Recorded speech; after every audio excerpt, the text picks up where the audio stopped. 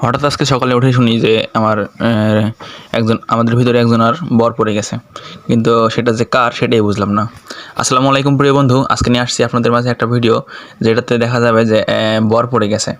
সে বরটা কার পড়ে গেছে শুনলাম যে একজন আর বর পড়ে গেছে, পরে পরবর্তী সময় সে দেখানোর জন্য নিয়ে গেল আমাদেরকে। হ্যাঁ, শেষ মুহূর্তে বরে চলে আসছি। বরে চলে এসে দেখি যে বাক্কার মামু দাঁড়ায় আছে, এই যে দেখেন দাঁড়ায় আছে। তারপরে শুনলাম যে না, রবি ভাইয়ের বর পড়ে গেছে।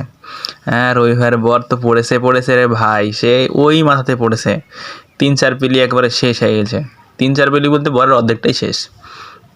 কালকের যে ঝড় হলো, বৃষ্টি হলো, সেই পানিতেই, সেই ঝড়েই বরটা পড়ে গেছে। দেখেন কিভাবে পড়েছে, একেবারে পান টান সব শেষ, পানের অবস্থা একবারে কাহিল হয়ে গেছে। আর দেখেন সব বাঁশ টাস যত যা ছিল সমস্ত কিছু একবারে শেষ। রবি ভাই তো মন খারাপ করে বসেছিল। তারপরে তাকে ধরে নিয়ে আসলাম বরের ভিতরে নিয়ে আসার পর সে দেখলো দিক ওদিকে উলেও নিয়ে আসছে সাথে করে, যে কিছু যদি পর পড়ে থাকে তাহলে সেগুলো তুলবে। তারপরে দেখি যে না, সেই পানির ভিতর নেমে গেছে। পানির ভিতর নামলো কেন দেখি তো, তারপরে দেখলাম যে না, সে বরটা দেখার জন্য পানির ভিতর নেমে গেছে। ওই যে দেখেন সে যাচ্ছে, খাটো মানুষ তো, ওই জন্য দেখেন ওই পানির ভিতরে নামছে তো মনে বলছে যে বাউন নেমেছে এরমটা সে দেখছে।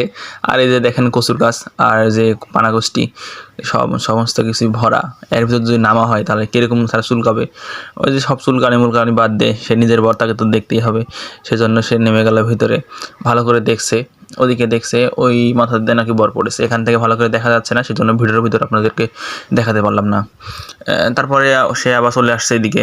আমি আবার বরের ভিতরে ঢুকলাম, দেখলাম যে বাঁকার মামু দেখলো ওইদিকে দেখে এসে এখানে দাঁড়িয়ে আছে। তো আমি ভিতরে ঢুকলাম, ঢোকার পরে দেখছি যে মানে এই মাথাতে কোনোই সমস্যা হয়নি, হয়েছে শুধু যে বাঁশ দিয়ে বাতাস আসছে শুধু সেই বাঁশে পড়ছে। তারপরে আর কি দেখা সব শেষ, এখন তো পাইট লাগবে। সো এখন তো আর পাইট নাই, সেজন্য আর আমরাও চলে যাচ্ছি। তো দেখলাম বরটা দেখার পর খারাপই লাগলো। আল্লাহ হাফেজ, আজকে এই পর্যন্তই।